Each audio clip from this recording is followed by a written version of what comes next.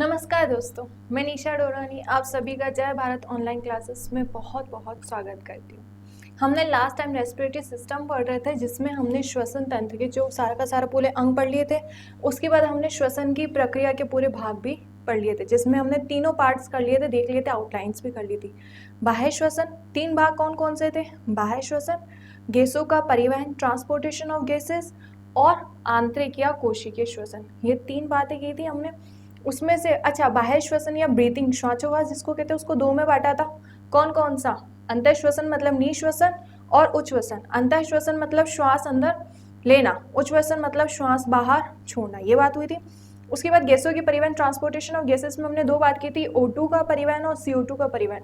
अच्छा, O2 के परिवहन में किसके द्वारा O2 का परिवहन होता है? तो आप सभी जानते हैं हीमोग्लोबिन के द्वारा होता है। किस रूप में होता है? तो ऑक्सी हीमोग्लोबिन के रूप में होता है। ऑक्सीजन और हीमोग्लोबिन मिलता है तो ऑक्सी हीमोग्लोबिन बनाता है। अच्छा, कार्बन मोनोऑक्साइड और हीमोग्लोबिन मिलता है तो क्या बनता है? कार्बोक्सी हीमोग्लोबिन बनता है। कार्बिनो हीमोग्लोबिन मत कर देना, कार्बन डाइऑक्साइड बनेगा। देखो, हमने दो बातें की थी।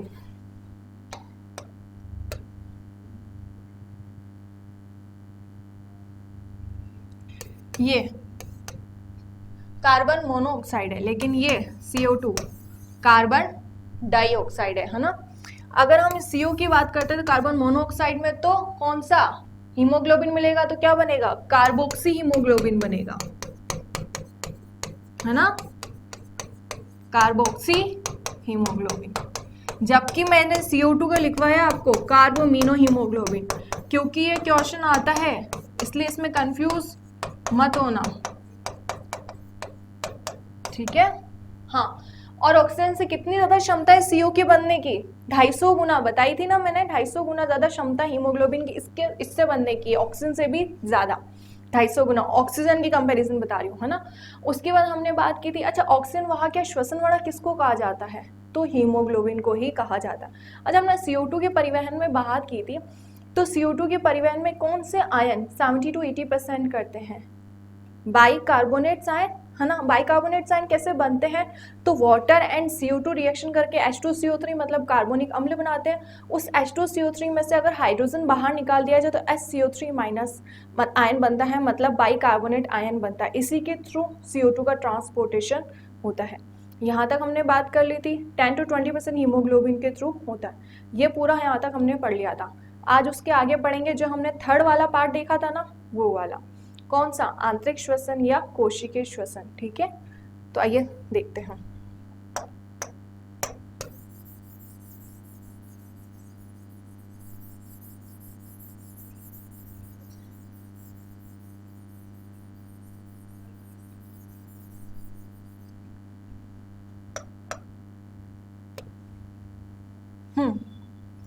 तो थर्ड हमने बात की थी किसकी? आंतरिक श्वसन, या इसको और क्या कह सकते हैं? कोशिकीय श्वसन,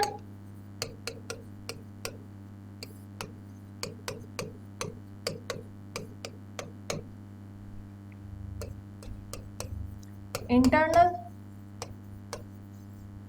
और सेलुलर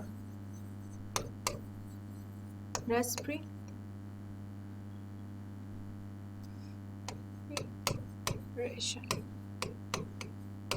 डन, यहां तक हमने इसकी बात की थी, ये बता दिया था मैंने। उसके आगे बात करते हैं। आंतरिक श्वसन या कोशिकीय श्वसन, रेस्पिरेशन होता क्या है? तो मैंने उस टाइम भी बताया था, जो अंदर मतलब कोशिका के अंदर पाया जाने वाला श्वसन ही हमारा क्या है? आंतरिक या कोशिकीय श्वसन कहा जाता है, ठीक है। इसके भी हमने दो देखे थे, वो कौन कौन से थे?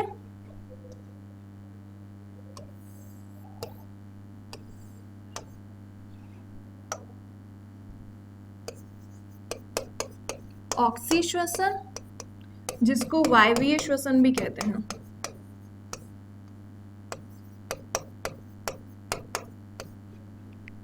और अनऑक्सी या अवायवीय श्वसन।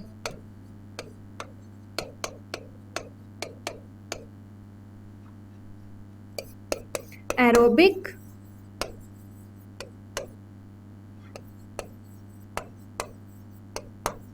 respiration and anaerobic.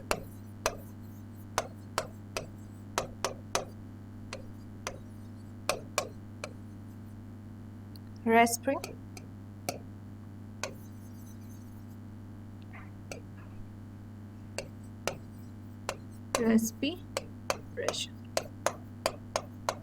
Aerobic and anaerobic. तो हिंदी में भी लिख के आ जाता है एरोबिक एंड एनारोबिक, तो याद रखना ये aerobic and this is anaerobic. Done. ये बात समझ में आ गई। कहते क्या है इसको, दो पार्ट से, कौन कौन से, ऑक्सी और अनऑक्सी, वायवीय अवायवीय, एरोबिक एनारोबिक। डन।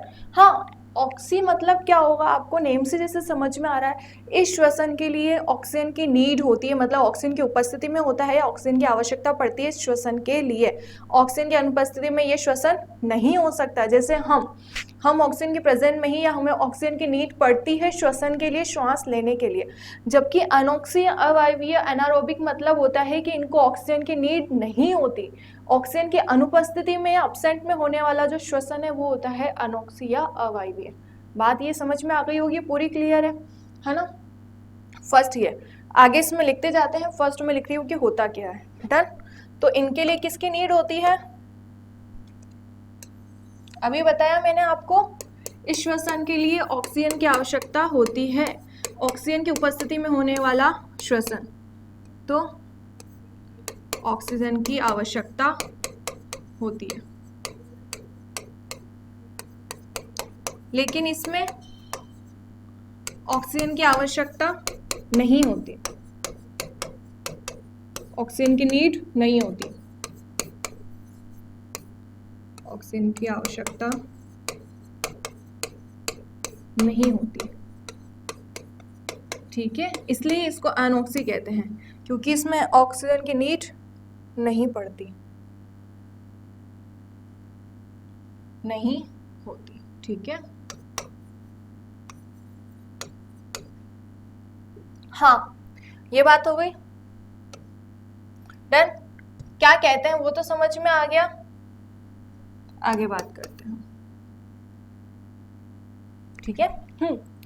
अगर एक चीज बताओ, मैंने अभी आपको ये बता दिया ऑक्सी श्वसन हम में पाया जाता है। मैंने रिएक्शंस भी आपको इसकी लिखवाई थी, हमने रिएक्शन फर्स्ट ही क्लास में श्वसन तंत्र जब पढ़ा था तभी फर्स्ट क्लास में मैंने रिएक्शन लिखवाई थी। कौन सी, ग्लूकोज के ऑक्सीडेशन की रिएक्शन लिखवाई थी, याद तो है ना। क्या रिएक्शन थी, C6H12O6 है ना। इसकी रिएक्शन हमने किसके साथ करवाई थी, 6O2, जिससे क्या मिलकर क्या बना था, 6CO2 प्लस 6H2O और 38 ATPs। एडिनोसिन ट्राइफॉस्फेट कहते हैं ATP को, याद है ना। और ये जो ऊर्जा निकलती है ये रासायनिक ऊर्जा है, केमिकल एनर्जी है। ठीक है। हाँ, संतुलित रिएक्शन थी, संतुलित अभिक्रिया है, बैलेंस रिएक्शन है, ये मैं पहले भी करवा चुकी हूँ, पूरा बता चुकी हूँ। अच्छा, ये ग्लूकोज का ऑक्सीडेशन हुआ, CO2 बना, जल बना और हमको एनर्जी मिल गई। तो ये जो पूरी की पूरी रिएक्शन है ये किसकी है, तो ये ऑक्सी श्वसन की है। किसकी रिएक्शन है, ऑक्सी श्वसन। और ये किन में पाई जाती है, हम ह्यूमंस में होती है। तो सभी जीवित प्राणियों की कहे तो उनमें ऑक्सी श्वसन ही पाया जाता है। लेकिन जैसे कवक है, जीवाणु है, आंत्र परजीवी है, उनमें कौन सा, अनऑक्सी, क्योंकि वो उनको ऑक्सीजन की नीड नहीं होती, वो वैसे भी श्वसन कर लेते हैं, इसलिए उनमें अनऑक्सी श्वसन पाया जाता है। कभी खमीर उठाना जिसको हम कहते हैं तो पूरा बंद कर देते हैं ना एयर टाइट, जिससे उसमें ऑक्सीजन ना जाए, तो फिर भी रेस्पिरेशन करके वो पूरा डबल साइज का, तो वो अनऑक्सी श्वसन का ही होता है। ठीक है। जैसे यीस्ट हम कहते हैं, यीस्ट का क्वेश्चन आया हुआ है, वो मैं इसमें लिखवाऊंगी आपको, है ना। तो ये आपका ऑक्सी श्वसन है, ग्लूकोज का ऑक्सीडेशन होगा, CO2 और H2O मिलना। तो इसमें देखो ग्लूकोज का पूरा ऑक्सीडेशन हो गया, ये ग्लूकोज का मॉलिक्यूल पूरा का पूरा CO2 में चेंज हुआ ना, ऑक्सीडेशन पूरा हुआ, तो ग्लूकोज किस में चेंज हुआ, तो CO2 में। तो ग्लूकोज किस में चेंज हुआ, CO2 में। फिर दूसरी बात, ग्लूकोज का पूर्ण ऑक्सीकरण हो गया। अब इसमें कुछ बचा क्या, पूरी की पूरी संतुलित रिएक्शन है, इसमें कुछ बचा क्या, इसमें है ना कुछ बचा, पूरा का पूरा CO2 में चेंज हो गया, कुछ नहीं बचा, 6 कार्बन थे, 6 कार्बन की CO2 बन गए, है ना। तो ग्लूकोज का पूर्ण ऑक्सीकरण हुआ, जबकि यहाँ ग्लूकोज का आंशिक ऑक्सीकरण होता है। ठीक है। यहाँ क्या होता है, आंशिक ऑक्सीकरण, यहाँ पूर्ण ऑक्सीकरण। क्वेश्चन क्या आता है वो भी मैं बताऊंगी, लेकिन पहले एक बार पूरा करवा रही हूँ। ठीक है, चीज समझ में आ गई। हाँ, और कितने एटीपीज मिलेंगे, तो यहाँ देखो 38 एटीपीज प्राप्त होते हैं। तो यही चीजें सारी की सारी जो ये हमने पढ़ चुके हैं, बस एक बार वापस इसको लिख रहे हैं। ठीक है, ये सारा मैं उसी दिन समझा चुकी थी आपको, अब मैं लिखवा रही हूँ इसको।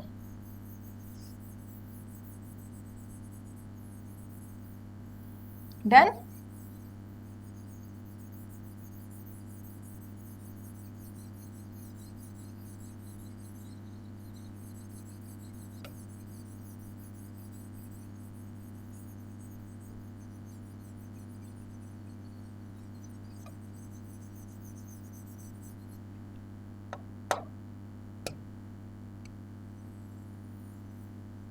ओके हाँ, तो अभी हमने बात की इसमें ग्लूकोज का पूर्ण ऑक्सीकरण और इसमें आंशिक ऑक्सीकरण है। ग्लूकोज ग्लूकोज ग्लूकोज का पूर्ण ऑक्सीकरण।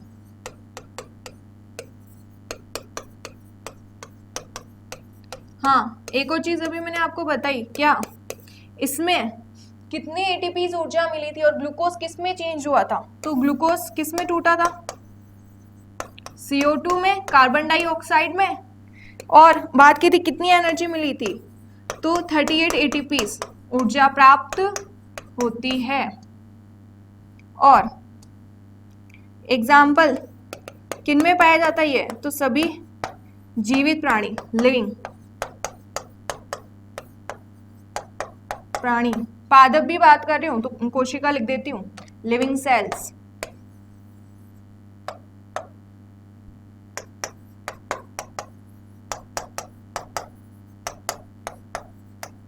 इसमें ह्यूमंस, एनिमल्स, प्लांट ये सभी आ गए। ठीक है, हाँ ये नीड है। ठीक है, हाँ, अब इसकी देखना, इसकी रिएक्शन में लिख देती हूँ वापस, याद तो है ना आप लोगों को, देख लीजिए याद ना हो तो, हमने कल पढ़ी थी C6H12O6, ग्लूकोज का ऑक्सीडेशन करवाया 6O2 के साथ, रिएक्शन करवाई, क्या बना था 6CO2 प्लस 6H2O, और कितनी एटीपीज मिली थी 38 एटीपीज, एडिनोसिन ट्राइफॉस्फेट, इंपॉर्टेंट है ये। डन, ये यहाँ तक इसकी बात हो गई हमारी। अच्छा, अब इसकी बात करते हैं अनॉक्सी श्वसन की। अनॉक्सी श्वसन, एनारोबिक रेस्पिरेशन क्या होता है, तो इसमें क्या होता है, ऑक्सीजन की नीड नहीं होती। अच्छा, ऑक्सीजन की नीड नहीं होती तो फिर कैसे होगा, अभी देखते हैं कैसे होगा। सबसे पहले इसमें क्या होता है, तो ग्लूकोज से ही होता है, ग्लूकोज का ही विघटन होगा। कैसे होगा वो इधर देखना, C6H12O6 हमने खाया, ग्लूकोज के रूप में ही भोज्य पदार्थ हमारे अंदर है, तो वो किस में टूटेगा, तो 2C2H5OH प्लस 2CO2। अच्छा, ये C2H5OH क्या होता है, तो आप सभी जानते हैं ये एथिल अल्कोहल का फॉर्मूला है, एथिल अल्कोहल। अब क्या जो रिएक्शन है वो संतुलित है। ठीक है, अब बात करते हैं C6H12O6 की। एक तो ये एथिल अल्कोहल बनाता है, दूसरा ये लैक्टिक एसिड भी बनाता है, दोनों बनाता है, 2C3H6O3। ये फॉर्मूला है आपका लैक्टिक एसिड का, किसका, लैक्टिक एसिड का। देखो यहाँ भी 6 कार्बन, यहाँ भी 6, क्योंकि 3, ये देखो 3 है, 3 × 2 6, तो 6 कार्बन यहाँ, 6 कार्बन यहाँ, बराबर। यहाँ हाइड्रोजन कितनी है, 2 × 6 तो 12, यहाँ भी 12, यहाँ 2 × 3, ऑक्सीजन के 3 मॉलिक्यूल मैंने बताया था ना 2O3, तो क्या करेंगे, इन दोनों को इंटू कर लेंगे, ऑक्सीजन के एटम्स आ जाएंगे, परमाणु आ जाएंगे, तो कितने आएंगे यहाँ पर भी 6, यहाँ कितने हैं 6 ऑक्सीजन के। तो समझ में आ गया कैसे निकाला, ये चीज़ मैं पहले भी बता चुकी हूँ बैलेंस्ड करने की। हाँ, अच्छा इसमें बताइए कैसे करेंगे आप। इसमें अगर मैं बात करूँ 2C2H5OH, यहाँ कितने कार्बन है, ये 4 कार्बन और ये 2 कार्बन, 6 कार्बन, यहाँ 6 कार्बन कंप्लीट है। कितने हाइड्रोजन चाहिए हमको, 12 हाइड्रोजन चाहिए, तो यहाँ देखिए 2H5 मतलब 10 तो ये होगा, और 2H ये रहा, मतलब 10 और ये 2, 12 हाइड्रोजन होगा। कितने ऑक्सीजन चाहिए? 6 ऑक्सीजन चाहिए। ये देखो 2O मतलब 2 तो यही होगा और 2 यहाँ पर हमारे पास 4 होगा 2O2, तो 2 ये और 4 ये, 6 ऑक्सीजन कंप्लीट। ठीक है, ये सारा आपको नहीं करना है, मैं सिर्फ आपको बता रही हूँ कि रिएक्शन बैलेंस्ड है, वो सब आपको नहीं देखना कि रिएक्शन बैलेंस्ड है कि नहीं है, वो केमिस्ट्री में पढ़ेंगे कि रिएक्शन बैलेंस्ड कैसे करते हैं या क्या, केमिस्ट्री में आता है वो आपका सारा। ये चीज़ समझ में आ गई ना, बैलेंस कैसे हुई?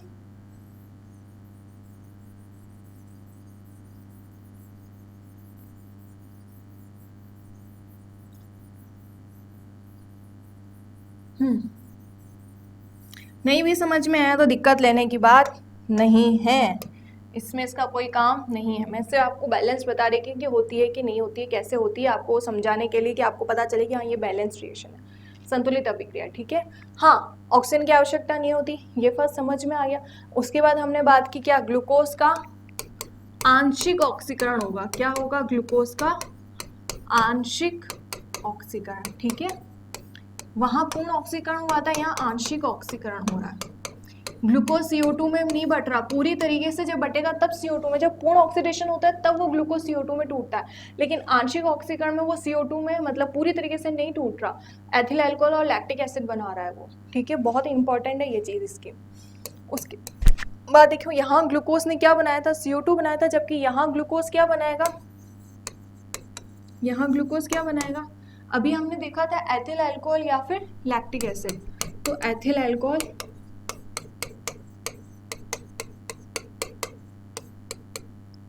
या लैक्टिक एसिड, अम्लीय एसिड। डन। कैसे बनाएगा वो भी देख लिया हमने।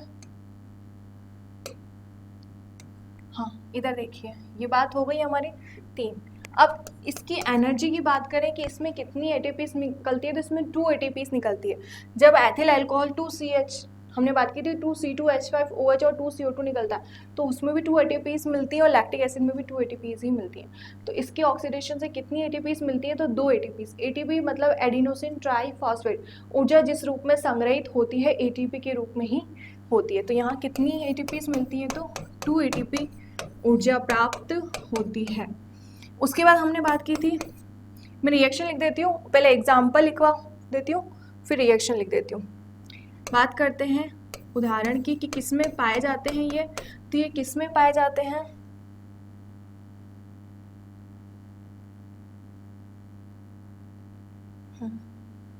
ये किस में पाई जाती है, ये अनॉक्सी श्वसन। तो अभी मैंने आपको बताया कि जो अवायवीय मतलब जिनमें ऑक्सीजन की नीड नहीं होती उनमें ये होता है, जैसे जीवाणु में, बैक्टीरियाज में, फंगस की बात करूं कवक में। और क्वेश्चन आया कि यीस्ट में कौन सा श्वसन पाया जाता है, ये क्वेश्चन हम पूछा गया है कि यीस्ट में कौन सा श्वसन पाया जाता है, ऑक्सी अनॉक्सी, कौन सा, तो अनॉक्सी श्वसन पाया जाता है। हम ह्यूमंस में ऑक्सी श्वसन होता है, ये पहले भी हम पढ़ चुके हैं, है ना, तो अनॉक्सी श्वसन। ठीक है, और आंत्र परजीवी, जो आंत्र में जो परजीवी रहते हैं उनमें भी कैसा श्वसन पाया जाता है, तो अनॉक्सी श्वसन ही पाया जाता है। इंपॉर्टेंट है, ये ध्यान रखना, इसके एग्जाम्पल्स इंपॉर्टेंट है।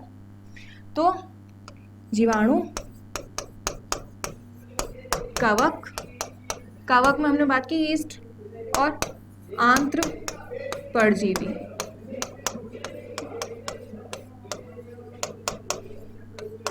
ठीक है, यीस्ट सैक्रोमाइसिस वाला आया था इसमें, यीस्ट वाला। हाँ, उसके बाद रिएक्शन देखना कौन सी, अभी हमने रिएक्शन लिखवाई वही वापस लिखवा रही हूँ मैं आपको। C6H12O6 किस में टूटा था, एक तो एथिल अल्कोहल में 2C2H5OH प्लस 2CO2, ये है आपका एथिल अल्कोहल।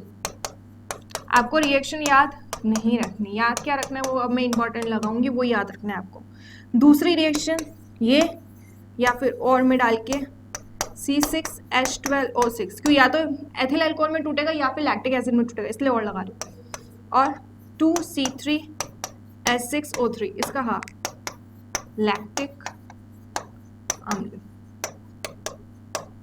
हाँ ठीक है, चीज़ समझ में आ गई। अब इम्पोर्टेंट क्या याद रखना है आपको उसमें, वो देखिए।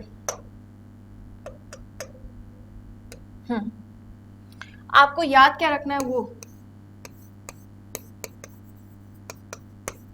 सबसे ज्यादा इंपॉर्टेंट आपको इसमें याद रखना है 38 एटीपीज।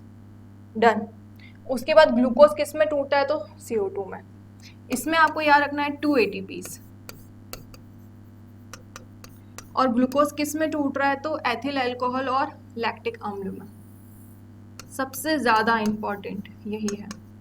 ये तो बहुत कम क्वेश्चन पूछता है, लेकिन ये पूछा गया है, इसको याद रख लेना। इसके एग्जांपल्स पूछता है, उसके नहीं पूछता, उसके तो सबको ही याद है कि अनऑक्सी श्वसन किस में, तो हम ह्यूमंस में होता है, एनिमल्स और प्लांट्स में। लेकिन अनऑक्सी बैक्टीरिया में, फंगस, यीस्ट वाला क्वेश्चन आ चुका है तो बता दिया मैंने, और आंत्र परजीवियों में। ठीक है, 2 इंपॉर्टेंट चीजें याद रखनी है आपको कि कितनी एटीपीज ऊर्जा मिलती है। तो यहाँ तो 38 एटीपीज, यहाँ पर 2 एटीपीज, कितनी, 2 एटीपीज। ठीक है, उसके बाद हमने बात की थी किसकी, ग्लूकोज। वहां तो किस में टूट रहा है, CO2 में, लेकिन यहाँ किस में टूट रहा है, तो एथिल अल्कोहल और लैक्टिक एसिड में। कैसे टूट रहा है ये भी मैंने बता दिया, ग्लूकोज 2C2H5OH और 2CO2 में, और ग्लूकोज लैक्टिक एसिड में। लेकिन आपको ये चीज इसकी ध्यान नहीं रखनी है, रिएक्शन ध्यान नहीं रखनी है। ओके, फॉर्मूला याद रख सकते हैं, बहुत बार पूछ लेता है एथिल अल्कोहल का रासायनिक सूत्र या लैक्टिक अम्ल का रासायनिक सूत्र।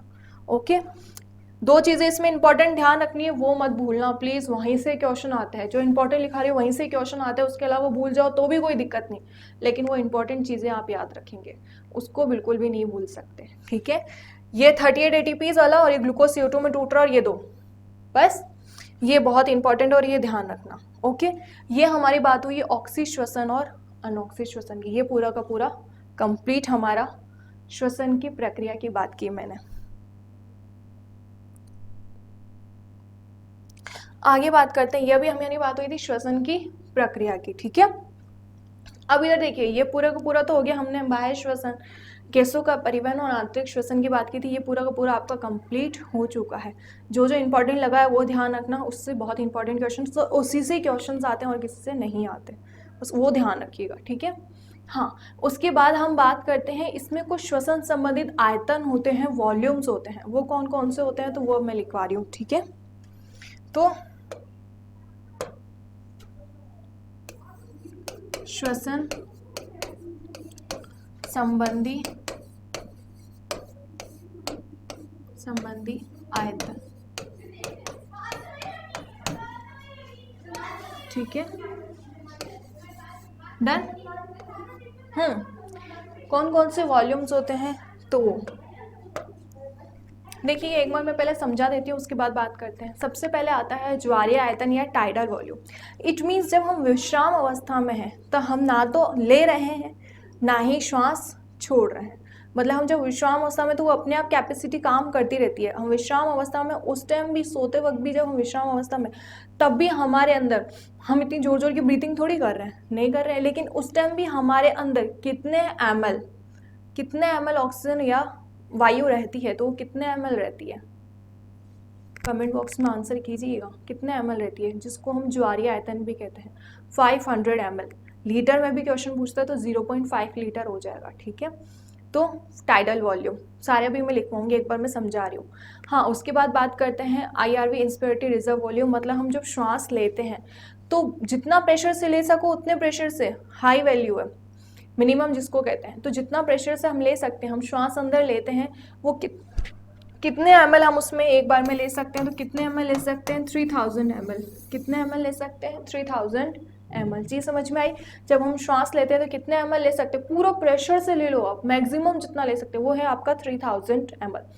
फिर हम जब छोड़ते हैं, जब हमने श्वास छोड़ी, उसको बोलते हैं, ये आपका IRV और ये आपका ERV। जब हम श्वास छोड़ते हैं, अच्छा हमने श्वास छोड़ी तो कितने ml छोड़ेंगे, तो वो 1100 ml। कितने ml, 1100 ml। और फिर इन दोनों में से जो बचती है वो होती है हमारी RV, रेसिड्यूल वॉल्यूम। अच्छा एक चीज बताना, 3000 में से 1100 जाएगा, क्या आएगा आंसर, 1900 आएगा। लेकिन यहाँ 1900 आंसर नहीं आता, यहाँ आंसर क्या आता है, 1200 ml। क्यों, क्योंकि जितनी हमने ली श्वास उतनी सारी की सारी छोड़ देंगे क्या। हमने जो ऑक्सीजन ली थी वो किसके लिए ली थी, ऑक्सीडेशन की क्रिया के लिए ली थी, मतलब ग्लूकोज के ऑक्सीकरण की क्रिया के बाद हमारा एनर्जी के उत्पादन के लिए ली थी, है ना। तो वो उसमें यूज हो रही है, वो जो 700 वो यूज हो रही है, वो उसमें यूज हो रही है। सारी की सारी लेके सारी की सारी वापस थोड़ी निकाल लेंगे, नहीं ना, वो यूज के लिए ली थी हमने, जिस काम के लिए ली थी वो काम उसमें हो रहा है, तो वो ग्लूकोज के ऑक्सीकरण में लग जाती है। इसलिए कितनी बचती है फिर, रेसिड्यूल वॉल्यूम कितनी बचती है, 1200। कितनी बचती है, 1200। 700 यूज हो गई वहां पे, 1900 होनी चाहिए थी लेकिन 700 यूज हो गई, इसलिए 1200 बची। हाँ, जिस काम के लिए ली थी वो काम हो चुका है। हाँ, उसके बाद हम बात करते हैं, ये आपका टाइडल वॉल्यूम हो गया। फिर VC, vital capacity. VC vital capacity मतलब जैविक क्षमता, हमारे अंदर कितनी जैविक क्षमता या हमारे फेफड़ों की कितनी जैविक क्षमता है। तो उसमें देखना वीसी में ऐड किस किस को करते हैं, तो TV plus IRV plus ERV को ऐड किया जाता है। किसको, टीवी प्लस आईआरवी और ईआरवी को। अच्छा, कितने कितने हैं, अगर मैं बात करूं कि टीवी की, तो टीवी में कितना है, अभी हमने बात की 500, टीवी में कितना है 500। आईआरवी में कितना है, एक बार में कितना लेते हैं 3000 ml। और ईआरवी में छोड़ते कितना है श्वास के द्वारा 1100 ml। तो कितना हो गया 4600 ml आपका होता है वीसी। और एक और आता है, वो आता है टोटल लंग कैपेसिटी, फेफड़ों की कुल क्षमता या कुल फुफ्फुसीय क्षमता कितनी होती है। बहुत इंपॉर्टेंट क्वेश्चन, सबसे ज्यादा इंपॉर्टेंट क्वेश्चन यही है, कितना। इसमें किसको ऐड करते हैं, तो ध्यान रखना वीसी प्लस आरवी को। आपके पास यहाँ पर वीसी मिला है और ये आरवी अभी हमने ऐड नहीं किया, हमने सिर्फ ये तीन चीजें ऐड करके इसको लिया था। अब ये आरवी और वीसी को ऐड करेंगे, ये 4600 और ये 1200, 5800 ml, 5800 ml। अच्छा, अगर मैं इसको लगभग लीटर में बोलूँ तो 6 लीटर 6 लीटर, क्योंकि अगर लीटर में आंसर देता है तो लीटर में आंसर करना है, एमएल में आंसर देना है तो एमएल में आंसर करना है। चीज समझ में आ गई। ये हमने बात की सबसे पहले टीवी की विश्राम अवस्था में, जब हम ना ले रहे हैं ना छोड़ रहे हैं, उस टाइम भी हमारे फेफड़ों के अंदर कुछ ना कुछ तो वायु है ना। वो कितनी होती है, वो होती है 500 ml, 0.5 लीटर। हम जब श्वास लेते हैं तो कितने ml श्वास एक बार में ले लेते हैं, 3000 ml। जब छोड़ते हैं तो मैक्सिमम कितना छोड़ सकते हैं, 1100 ml। मैक्सिमम 3000 ml ही ले सकते हो, मैक्सिमम कितना छोड़ सकते हैं, तो 1100 ml ही छोड़ सकते हैं। रेसिड्यूल वॉल्यूम कितना बचा, बचना 1900 चाहिए था लेकिन बचा 1200। क्यों बचा, क्योंकि वहां यूज भी हुआ ग्लूकोज के ऑक्सीडेशन में जो एनर्जी बना रहा है। Residual volume 1200। अच्छा, जैविक क्षमता या वाइटल कैपेसिटी कितनी है, तो वीसी में ऐड किया हमने टीवी, ईआरवी और आईआरवी 4600। उसके बाद टोटल लंग कैपेसिटी में हमने वीसी प्लस आरवी कर दिया, 4600 और 1200, 5800 ml मतलब 6 लीटर। अब इसको मैं पूरा को पूरा लिखा रही हूँ, एक दो बार पढ़ेंगे ना आपको याद हो जाएगा, ठीक है। इसमें घबराने की कोई बात नहीं है। यहां से क्वेश्चन पूछता है,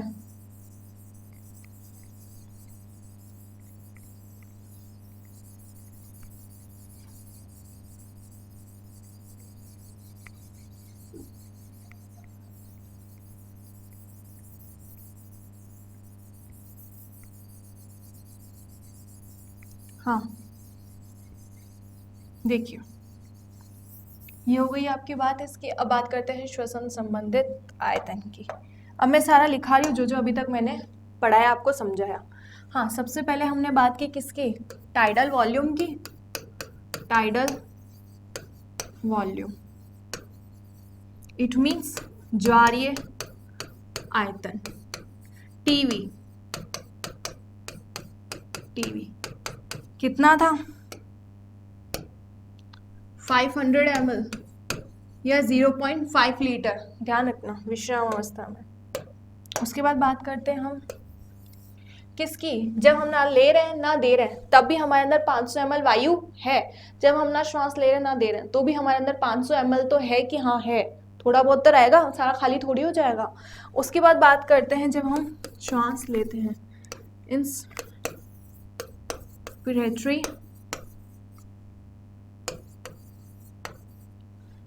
रिजर्व वॉल्यूम इट मीन्स निश्वसन या अंतःश्वसन आरक्षित आयतन, जिसको हम क्या कहते हैं, तो आईआरवी। IRV में कितने ml होगा? अभी हमने बात किया कितना ml होगा, 3000 ml। डन। उसके बाद थर्ड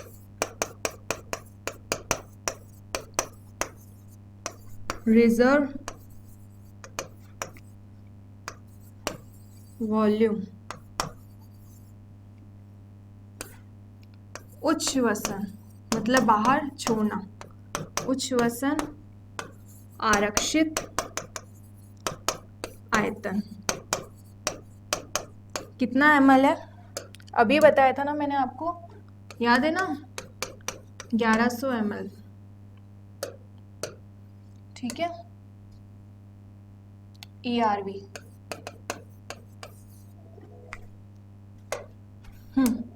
उसके बाद fourth residual volume, residual volume.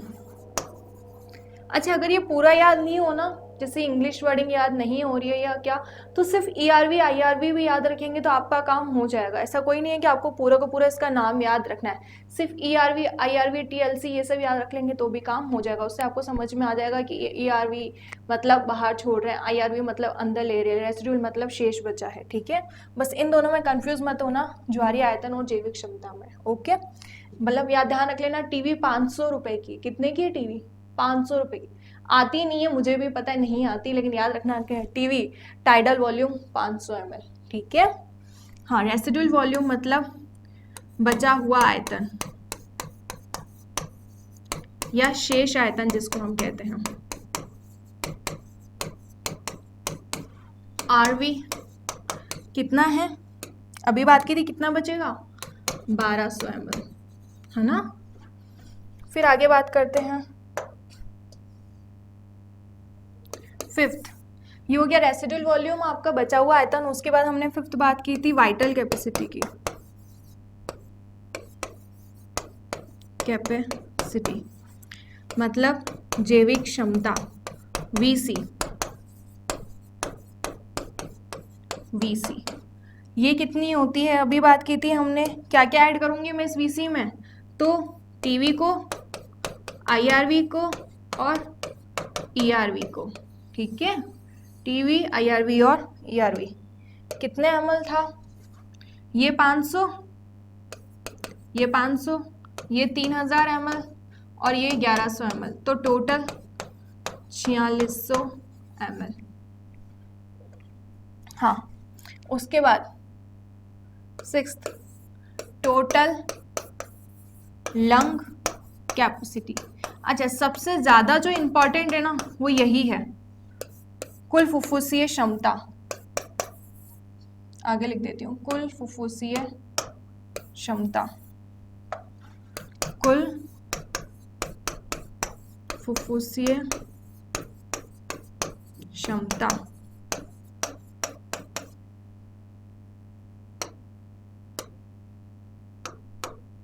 ठीक है, तो कुल फुफ्फुसीय क्षमता कितनी होती है? इसके लिए हम क्या जोड़ते हैं? अच्छा, ये इसका है, इसका मत कर लेना यहाँ पे, ये इसका है।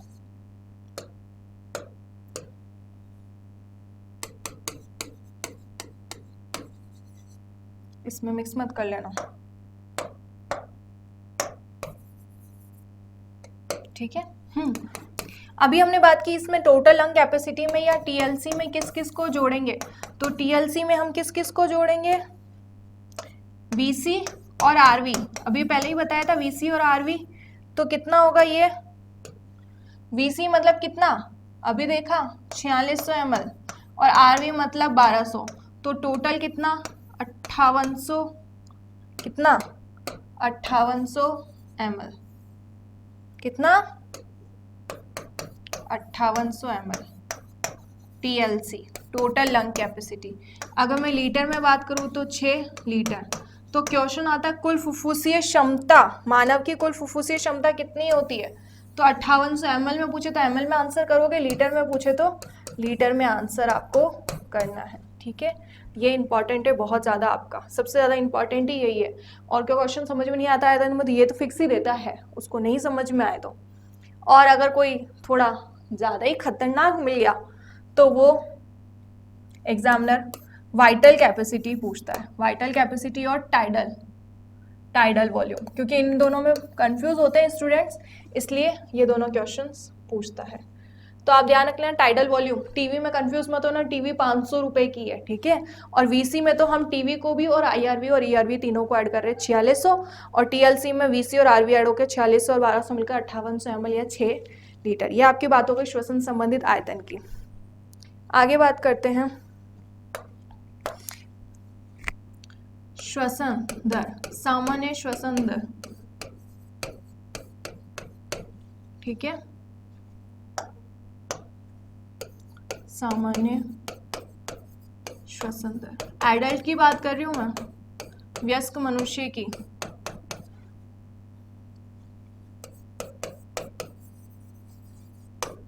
कितनी होती है, आप कमेंट में लिखने कितनी होती है, 16 से 18 बार प्रति मिनट सांसें, 16 से 18 बार प्रति मिनट, ये तो एवरेज, लेकिन फिक्स पूछे तो आंसर आपको 16 ही करना है, ठीक है। फिक्स में जैसे पूछ ले 14, 15, 16, 17, क्या 18, 19, तो किसमें 16, लेकिन एक एवरेज पूछता है कि 16 से 18, 20 से 22, 25 से 30, तो उसमें आप आंसर करेंगे 16 से 18। अच्छा, एक और चीज़ इसमें इंपॉर्टेंट ये, बहुत बार डायरेक्ट ऐसे क्वेश्चन दे देते हैं। अगर मैंने आपको ये क्वेश्चन दिया कि 14 से 20 या 25 से 32 या 32 से 40 या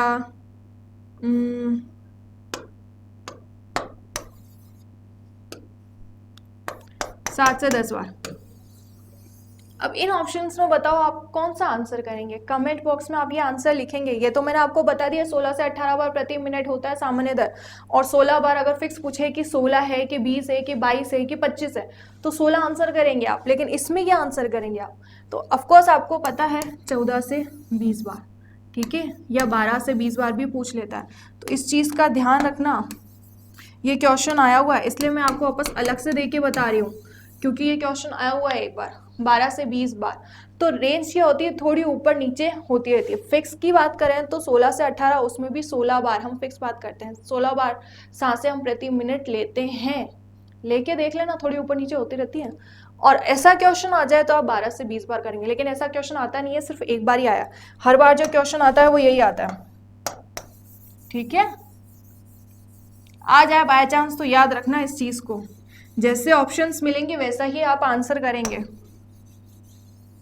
इसके अलावा ऑप्शन नहीं मिले। कोई कमेंट कर ले मैम इसके अलावा कोई ऑप्शन मिल जाए, तो नहीं मिलते, वो थोड़ा ऊपर नीचे होता है, और ये क्वेश्चन आया है इसलिए मैंने आपको याद करवाने के लिए लिखवाया। बहुत इंपॉर्टेंट है 16 से 18 बार फिक्स 16, याद रखना ये। हाँ, सोते समय अगर मैं बात करें, सोते समय श्वसन दर कितनी होती है, तो सोते समय श्वसन दर होती है कितनी, 10 बार प्रति मिनट, 10 बार प्रति मिनट। एक सेकेंड,